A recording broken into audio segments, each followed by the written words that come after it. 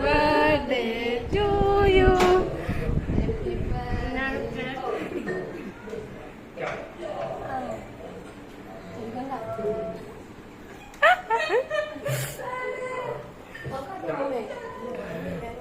എന്താ മോളെ ബോധക്ഷയം എല്ലാം വന്നോ?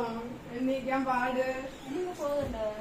ഇവിടെ ചോറും കറിയും ഒന്നും വിശക്കുന്നു. കര കഴിഞ്ഞ് കൊള്ളാം.